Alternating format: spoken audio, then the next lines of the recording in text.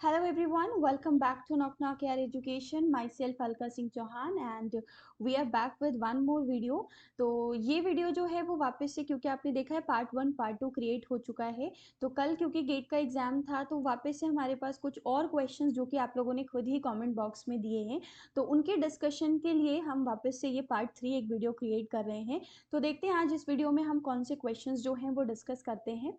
तो आज का क्वेश्चन नंबर 1 जो कि किसी ने पूछा है, किसी एक स्टूडेंट ने, कि radius of convergence of summation 3 raise to the power n plus 1 z raise to the power 2n पूछा है, क्या होगी।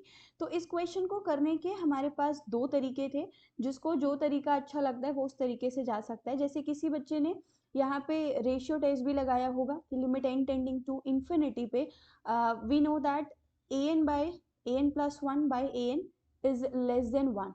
So then this is the condition for the convergence of the series. यहाँ से भी हमें radius of convergence मिल जाता है limit n tending to infinity पे। an प्लस 1 हमारे पास क्या होगा, 3 raise to the power n plus 2 z raise to the power 2n plus 2 and this is an 3 raised to the power n plus 1 z raised to the power 2n is less than 1. So we got limit n tending to infinity पे, this is simply just z 3 z square is less than 1. So this is modulus of z square is less than 1 by 3. So mod z is less than 1 by root 3. Right. So direct अपने को radius of convergence पता लग रहा है 1/√3 आया था इस question का। अब I don't know whether this was numerical answer type question और एमसीक्यू टाइप क्वेश्चन, जैसा भी था, बस बच्चों ने जो क्वेश्चन शेयर किया है मेमोरी बेस्ड, वो ये था कि इस पावर सीरीज की अपने को रेडियस ऑफ कन्वर्जेंस बतानी थी। अब ये तो था बाई रेशियो टेस्ट प्रोसीड करने का। जिन बच्चों को एक आसान सा तरीका पता होगा, मैंने भी बताया हुआ है, तो उनको पता है कि अगर आपके पास कोई भी सीरीज ऐसी लिखी है summation A N Z raise to the power N के टाइप, तो आप क्या करो, आप summation A N Z raise to the power N की रेडियस ऑफ कन्वर्जेंस निकाल लो, जो कि R1 होगी। और फिर अगर आपको इस पावर सीरीज की रेडियस ऑफ कन्वर्जेंस चाहिए तो आप R1 की पावर क्या कर दो, 1/k कर दो। ठीक, तो अब यहाँ पे z की पावर 2n था, तो आप summation 3 raise to the power n plus 1 z raise to the power n का रेडियस ऑफ कन्वर्जेंस निकालो। यहाँ पे आप 1/r limit n tending to infinity पे an की पावर 1/n वाला लॉजिक यूज करोगे। So this would be limit n tending to infinity. अब अगर हम इससे कंपेयर करेंगे तो 3 raise to the power n plus 1 by 1/n आएगा, तो ये क्या बनेगा, 1/r limit n tending to infinity पे, सपोज इसको मैं R1 कह रही हूँ, ठीक है, and this would be 3, this is 1 plus 1/n, तो ये क्या आ गया हमारे पास, 3 आ गया। तो R1 की वैल्यू क्या आ गई अपने पास, 3। तो जो R आएगा, यानी कि हमें इसकी निकालनी है रेडियस ऑफ कन्वर्जेंस, वो 3 रेज टू द पावर 1/2 आएगा। nk से कंपेयर करोगे 1/k लिखना था, तो दैट इज वाई। सो यहाँ से okay, this is 1/3, so this is 1/3 raise to the power half, यानी 1/√3। सो ऐसे भी कर सकते हो आप डायरेक्ट, ठीक है। सो बहुत सिंपल सा क्वेश्चन था। क्वेश्चन नंबर 2 जो बहुत सारे स्टूडेंट्स ने पूछा है कमेंट बॉक्स में भी और ऐसे भी हमें पर्सनली मैसेज करके, वो ये था कि summation -1 raise to the power n x to the power n divided by 4 raise to the power n ln n is convergent in closed interval -4 to 4। True और फॉल्स में ये क्वेश्चन जो है वो पूछा गया था, ऐसा वो लोग कह रहे हैं। बाकी तो जब ऑफिशियल क्वेश्चन पेपर आएगा देन वील सी कि एक्चुअल क्वेश्चन क्या था। अगर यही क्वेश्चन था जो कि आया है हमारे पास, तो इसमें ये पावर सीरीज है और इसको हमें देखना है कि ये कौन से इंटरवल में ये -4 to 4 पे कन्वर्जेंट है या नहीं है, ठीक है। तो इसका सिंपल सा तरीका क्या है कि सबसे पहले हम इसके इंटरवल ऑफ कन्वर्जेंस पे ही काम कर लें। तो हमें पता है by ratio test limit n tending to infinity पे this is an plus 1 by an should be less than 1। So limit n tending to infinity पे what we are getting is an plus 1 is going to be -1 to the power n plus 1 x to the power n plus 1, this is 4 to the power n plus 1 and ln n plus 1, and once you are going to divide it by an it would be -1 raised to the power n x to the power n, and here you will get ln n 4 raised to the power n, this is less than 1. Now you can see the portion that we are left with is because यहाँ पे modulus value है तो -1 raise to the power n का भी कोई मतलब नहीं बचा।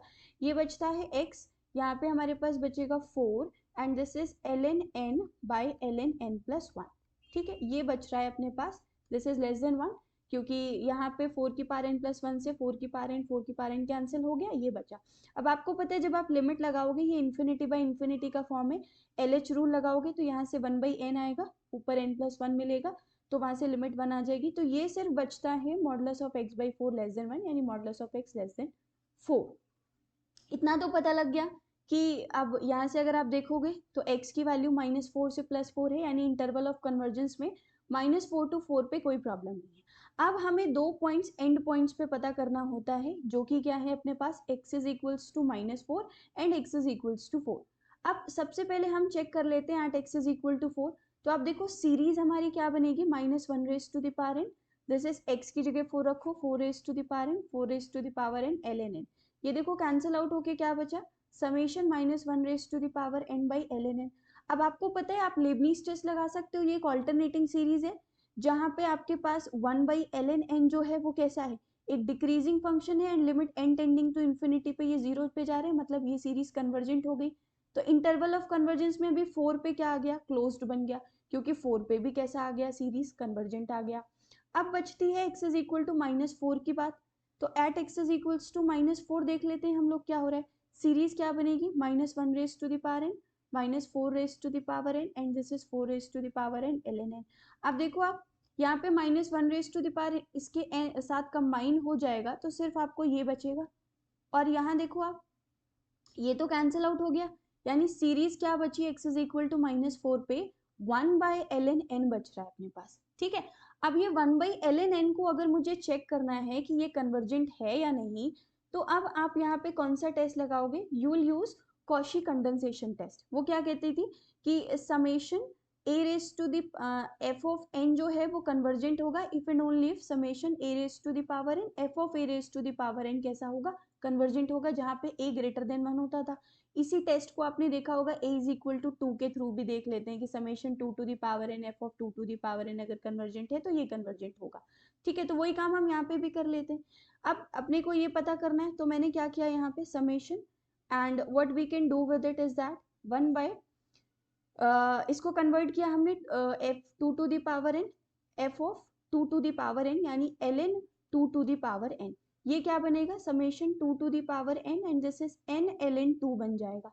ठीक, अब हमें देखना है ये सीरीज जो हमारे पास गिवन है वो कन्वर्जेंट है या नहीं।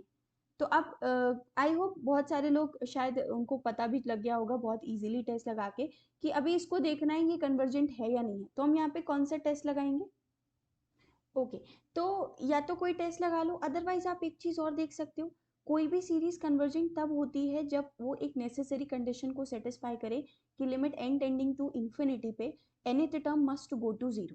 ठीक, तो आपने क्या करना है, limit n tending to infinity पे 2 to the power n by n ln 2 देखना है।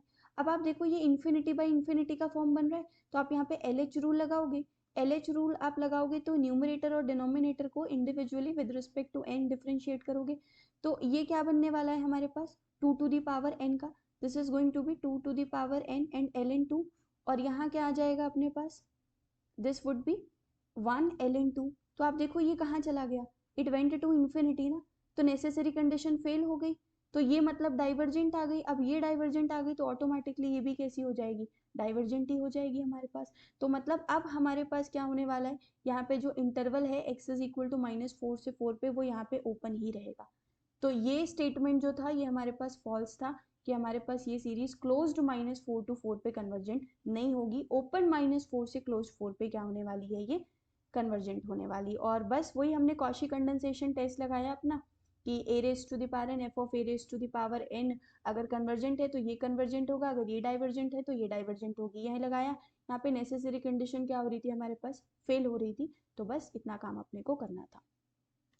नेक्स्ट क्वेश्चन जो हमारे पास बच्चों ने हमें दिया है वो ये रहा, आपको बोला है find the work done F vector field given है x plus y i cap minus x square plus y square j cap in the direction of the circle from -1 0 to -1 0। तो बेसिकली ये एक आपको सेमी सर्कल गिवन है, ठीक है, this is 1,0 से -1,0 ये डायरेक्शन दी है और आपको वर्क डन निकालना है। अब बच्चों ने मुझे जो क्वेश्चन भेजा है उसमें एक चीज अभी क्लियर नहीं हो पा रही है, वो ये है कि हमें वर्क डन निकालना है तो उसका फॉर्मूला ये होता है C F dot d r. ठीक है, अब डी आर जो होता है वो हमारे पास क्योंकि ये 2D प्लेन पे है तो डी एक्स आई कैप प्लस डी वाई जे कैप होगा। तो अगर आप एफ डॉट डी आर करते हो तो आपको क्या मिल रहा है, x plus y d x and minus का x square plus y square d y. अब कुछ बच्चों ने मुझे बताया कि मैम हमने यहाँ पे ना ग्रीन्स थ्योरम लगा दिया, लेकिन अब क्वेश्चन क्योंकि सामने नहीं है, just a memory based question है, तो आई डोंट नो यहाँ पे, क्योंकि जब तक कर्व हमारे पास क्लोज्ड नहीं होगा हम ग्रीन्स थ्योरम नहीं लगा सकते। ग्रीन्स थ्योरम अप्लाई करने के लिए जिस कर्व पे हम काम कर रहे हैं दैट शुड बी क्लोज। यहाँ तो सिर्फ ये सेमी सर्कल की ये बाउंड्री दे रखी है, जब तक ये अपने पास लाइन y इक्वल टू 0 नहीं इंक्लूडेड होगी, ये क्लोज नहीं होगा, हम ग्रीन्स नहीं लगा सकते। तो मुझे नहीं पता क्वेश्चन क्या था, अब उन्होंने बोला लगा दिया, जब ये ऑफिशियल क्वेश्चन पेपर आएगा तब हम देखेंगे। तो सेफ साइड पे रहने के लिए हम इसको जनरल जैसे सॉल्व करते हैं वैसे ही कर लेते हैं। हम इसको पोलर फॉर्म में कन्वर्ट कर देते हैं, x is equal to cos theta, क्योंकि अपने को यूनिट सर्कल भी गिवन था, ठीक है, in the direction of the unit circle, यानी x square plus y square is equal to 1 है। तो x को कॉस थीटा, y को साइन थीटा लेट कर लेते हैं, तो dx क्या आ जाएगा अपने पास minus sine theta d theta, and dy क्या आ जाएगा अपने पास कॉस थीटा डी थीटा। तो अब अगर आप ध्यान से देखोगे यहाँ पे ये क्या बनेगा, this is cos theta plus sine theta, and dx क्या है minus sine theta d theta.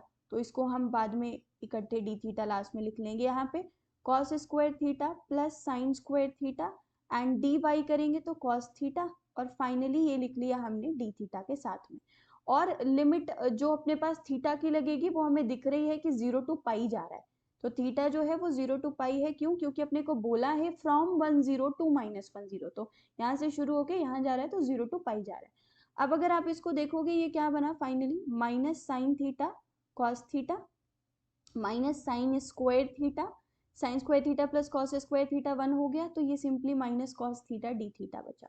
अब कुछ कैलकुलेशन जो होती है ना वो हमेशा हमें लिखनी नहीं होती, कुछ अपने को दूर से भी समझ आनी चाहिए। यहाँ देखो, जब मैं कॉस थीटा का इंटीग्रेशन करूंगी मुझे साइन थीटा मिलेगा, और लिमिट लगाऊंगी 0 टू पाई, तो साइन पाई भी 0 साइन 0 भी 0, मतलब इसका इंटीग्रेशन हो गया 0, उससे मुझे कोई लेना देना नहीं।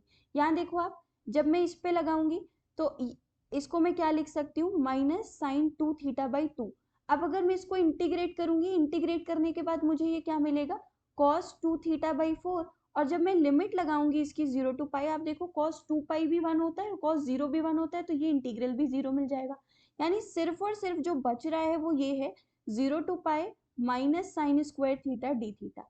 और अभी इसको इंटीग्रेट कैसे कर सकते हैं हम लोग, इसको इंटीग्रेट करने का ये तरीका है कि इसको हम लिख लें 1 minus cos 2 theta by 2 d theta, और इसको कर लें इंटीग्रेट, तो minus 0 to pi this is d theta by 2। अगला इंटीग्रेशन देखो फिर मैंने 0 कर दिया, कैसे, इसका इंटीग्रेशन करोगे तो आपको साइन 2 थीटा बाई 4 मिलेगा, और वापस से लिमिट लगाओगे साइन 2 पाई भी 0 साइन 0 भी 0, यानी सिर्फ ये बचा, और इसको जब आप करोगे इंटीग्रेट तो this is 0 to pi, so answer is going to be minus pi by 2। आपने जनरल सॉल्व करना है तो यही आएगा। अब जिन बच्चों ने ग्रीन्स थ्योरम लगाया है उनके लिए मुझे नहीं पता कि ये क्लोज कर्व गिवन था या नहीं गिवन था। अगर क्वेश्चन में क्लोज कर्व गिवन था तो आप यहाँ इस स्टेप से डायरेक्ट ग्रीन्स थ्योरम लगा सकते थे, बट अगर नहीं गिवन था तो यही प्रोसेस है जिसको आप यूज करके इस क्वेश्चन को आंसर कर सकते हो, ठीक है। तो आई डोंट नो अगेन कि शायद बच्चे कह रहे हैं कि ये हमारे पास MCQ टाइप क्वेश्चन था, तो 4 ऑप्शंस गिवन थे, तो जो भी था उसमें -π/2 करेक्ट होगा अगर ऐसा था। अगला क्वेश्चन जो है, जो बहुत सारे लोगों ने कमेंट किया है, मुझे पूछा है कि number of non isomorphic abelian groups बताने हैं of order 2 square 3 cube 5 to the power 4, ठीक है। मतलब एक ग्रुप है हमारे पास और उसका ऑर्डर ये गिवन है, number of non isomorphic abelian groups of a group of order this, ऐसा कुछ क्वेश्चन था। तो अगर आप सपोज हमारे पास ऑर्डर जो n है वो ये दिया है कि p की power alpha 1 and this is again p1 की पावर अल्फा 1 p2 की power alpha 2 something like this अगर गिवन है, जहाँ पे ये p1 p2 जो है वो डिस्टिंक्ट प्राइम फैक्टर्स होने चाहिए। तो अगर आपको फाइंड आउट करना हो क्या number of non isomorphic abelian groups, तो उसका फॉर्मूला क्या होता है, ये स्मॉल p1 थे हमारे पास, ठीक है। तो capital P of alpha 1 capital P of alpha 2 up to, अगर यहाँ पे सपोज स्मॉल pn की पार अल्फा n था तो कैपिटल P की अल्फा n। अब आप पूछोगे मैम ये P ऑफ अल्फा i क्या है, P ऑफ अल्फा i जो होता है वो नंबर ऑफ पार्टीशंस होते हैं, किसके, number of partitions of alpha i, ठीक। अब अकॉर्डिंग टू द क्वेश्चन हमें n की वैल्यू क्या गिवन है, 2 स्क्वायर 3 क्यूब 5 की पावर 4, जो कि आप लोग कह रहे हो, कुछ बच्चों ने यहाँ पे 3 की पावर 2 भी लिख के भेजा है, तो आई डोंट नो, जैसा क्वेश्चन हो उस अकॉर्डिंग आप अपना फॉर्मूला फॉर्मुलेट कर लेना। तो अगर आप यहाँ पे देखोगे तो अभी आपके पास number of non isomorphic abelian groups अगर आप देखोगे तो वो क्या आएगा, capital P(2) into capital P(3) into capital P(4), यानी कि आपको number of partitions of 2 into number of partitions of 3 into number of partitions of 4 निकालना है। अब 2 के कितने पार्टीशन होते हैं, जरा आप ध्यान से देखो, हम अगर 2 के पार्टीशन निकालने जाएं तो दो ही पॉसिबिलिटी, 1+1 लिख सकते हैं या तो 2 लिख सकते हैं, यानी 2 के पार्टीशन 2 ही आ गए। अब 3 के कितने पार्टीशन हो सकते हैं, एक तो मैं ऐसे लिख सकती हूँ 1+2 लिख सकती हूँ और एक 3, यानी इसके पार्टीशन 3 आ गए। 4 के कितने पार्टीशन होंगे, एक तो मैं ऐसा कुछ लिख सकती हूँ, देन 2+2 लिख सकती हूँ, देन मैं 3+1 लिख सकती हूँ, फिर मैं 2+1+1 भी लिख सकती हूँ और 4, यानी इसके टोटल कितने पार्टीशन आ रहे हैं हमारे पास 5। तो देखो आप कितना आंसर आ रहा है, 6 इंटू 5 30। तो इस क्वेश्चन का जो आंसर था वो हमारे पास 30 था। क्वेश्चन में कुछ थोड़ी बहुत अगर मिस्टेक नहीं हुई, number of non isomorphic abelian groups of order अगर ये पूछा तो वो डायरेक्ट फॉर्मूला बेस्ड प्रॉब्लम था, आप ऐसे निकाल सकते थे। ठीक है, आते हैं हम नेक्स्ट क्वेश्चन पे जो कि पूछा गया था, वो ये रहा। आपको एक फंक्शन दिया है fz, 2z⁻7 minus z⁻5 minus 2z³ minus z-1 equal to 0, then the number of zeros of fz in unit disc आपको पूछा है। तो ये जो क्वेश्चन था वो एक्चुअल में रोचेस थ्योरम से था, है ना, यानी कि जब कभी भी आपको किसी भी फंक्शन में नंबर ऑफ जीरोस पता करने होते हैं कॉम्प्लेक्स में, तो आप कुछ इस तरीके से रोचेस थ्योरम का यूज करते हो। करना क्या होता है, रोचेस थ्योरम क्या कहती है कि अगर आपके पास f of z and g of z जो है वो दो अगर हमारे पास एनालिटिक फंक्शंस हैं, जहाँ पे मॉड ऑफ gz जो है वो less than equals to mod fz अगर गिवन है, ठीक है, फॉर ऑल z जो कि डोमेन में होंगे, तो आपके पास f ऑफ z के and f of z plus g of z के जो नंबर ऑफ जीरोज होते हैं वो सेम होते हैं, have same number of zeros. तो जब कभी भी ऐसा क्वेश्चन आता है ना, मतलब उसमें क्या करना होता है, हमें इस फंक्शन की हेल्प से, क्योंकि एनालिटिक है ऑब्वियस सी बात है, एक पॉलिनोमियल गिवन है, इस फंक्शन की हेल्प से हम g ऑफ z पता कर लेते हैं और इसको हम fz प्लस gz की फॉर्म में दिखा देते हैं। ठीक, अब यहाँ पे आपको ऐसा gz चूज करना है जो इस कंडीशन को सेटिस्फाई कर रहा हो। ठीक है, तो मैंने क्या किया, मैंने g ऑफ z को चूज कर लिया क्या, -7z⁵। ठीक, अब आप देखो जरा, मेरे पास जो fz है जिसको मैं अभी फिलहाल के लिए h ऑफ z देख ले रही हूँ, वो क्या ले लिया, 2z⁻7 -2z³ माइनस z-1। अब आप देखो जो fz आपको गिवन है ना वो gz प्लस hz ही है। अब यूनिट डिस्क गिवन है यानी mod z equal to 1 given है, तो अगर आप मॉड ऑफ gz निकालोगे वो क्या आ रहा है आपके पास, देखो जरा, mod of 7z⁵ that is going to be equals to 7, and अगर आप मॉड ऑफ hz निकालोगे वो क्या आ रहा है आपके पास, mod of 2z⁻7 -2z³ minus z-1। अगर आप यहाँ पे रिप्लेस करोगे चीजों को तो 2z⁻7 plus 2z³ plus mod z plus 1। तो जब आप मॉड z इक्वल टू 1 से रिप्लेस करोगे आपको क्या मिल रहा है, 2+2 plus 1+1 that is equals to, now you can see that मेरे पास जो मॉड gz आया है वो कितना आ रहा है, that is equals to nothing but 7, और हमारे पास मॉड ऑफ ये जो हमने h ऑफ z निकाला है वो हमारे पास कितना आ रहा है, लेस देन इक्वल्स टू 6। तो now you can see one thing, mod of hz जो है वो कैसा है, less than equal to mod of gz है कि नहीं, इनफैक्ट स्ट्रिक्टली लेस देन है। ठीक, तो अब यहाँ से हम रोचेस थ्योरम लगाएंगे और वो क्या कहती है कि नंबर ऑफ जीरोस जो होंगे अभी अपने पास किसके, g ऑफ z के एंड किसके number of zeros, h of z plus g of z के, वो क्या होंगे, सेम होंगे। अब ये किसको रिप्रेजेंट कर रहा है, hz प्लस gz, देखो आप जरा, hz प्लस gz तो हमारे पास fz ही है ना, और उसी के तो नंबर ऑफ जीरोस मुझे पता करने, तो g ऑफ z हमने क्या माना था अपने पास, देखो आप इसके जीरोस निकाल लो, g ऑफ z हमने माना था -7z⁵। अब आप देखो इसके कितने जीरोज, अगर आप इसको जीरो करोगे तो z is equal to 0 5 times repeat होगा, यानी number of zeros of gz कितने आ गए, 5 आ गए। तो FZ के नंबर ऑफ जीरोस कितने होंगे हमारे पास, 5 होंगे यूनिट डिस्क में, तो इसका जो आंसर था वो 5 था। तो ये कुछ क्वेश्चंस थे जो मुझे स्टूडेंट की तरफ से मिले हैं। तो अगर स्टिल भी आपके पास कोई भी क्वेश्चन रिमेनिंग है, या अभी भी आपने कुछ क्वेश्चंस मुझे भेजे हैं जो भी रह गए हैं, उनका डिस्कशन मैं बहुत जल्दी पोस्ट करूंगी यहाँ पे, और आप देख सकते हो कि आपने जो क्वेश्चंस किए हैं उनका आंसर क्या आ रहा है। बट मेक श्योर कि ये क्वेश्चंस जो हैं वो कम्प्लीटली मेमोरी बेस्ड हैं। कुछ हो सकता है क्वेश्चन में कुछ मिस्टेक हो, कोई इधर उधर कुछ चीज़ें हो गई हो, जब तक हमारे पास ऑफिशियल क्वेश्चन पेपर नहीं हो सकता, आपके मेमोरी बेस पे हम ये क्वेश्चंस जो हैं वो डिस्कस कर रहे हैं। इन केस कुछ चेंज होगा तो डेफिनेटली आंसर भी चेंज होगा और एक्सप्लेनेशन भी चेंज होगा, so that we will see once we'll get the official question paper. Part 1 part 2 भी आ चुका है। पार्ट 1 में कुछ क्वेश्चन मैंने डिस्कस किए हैं, पार्ट 2 में सर ने किए हैं, आप उसको भी देख सकते हो if you have appeared for the GATE 22 MA exam. So that's it for this video and thank you so much. Okay, that's it.